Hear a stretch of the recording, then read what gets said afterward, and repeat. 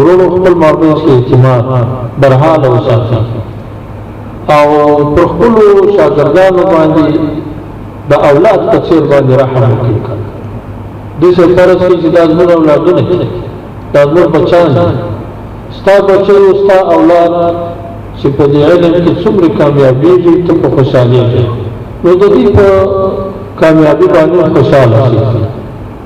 او هغه څه ودې چې وښایه چې د دې د دنیا او د آخرت خیر پکې کېږي خو اوله توجه معنویاتو ته کوي د عقیدې جوړښت د اخلاقو جوړښت او د دې ذهن برابرولو چې د اسلام او د دین سره د دې تعلق او محبت پیدا شي داسې جوړ شي چې د دې دین اسلام د دفاع لپاره تر هر څه تېر شي داسې ورته محبوب شي دنیا دا کوشش کوي په خلکو کې بد اخلاقي بیادبي د اسلام خلاف کړي تر سره خدا علما دي چې د هغه په مخ کې بس فرق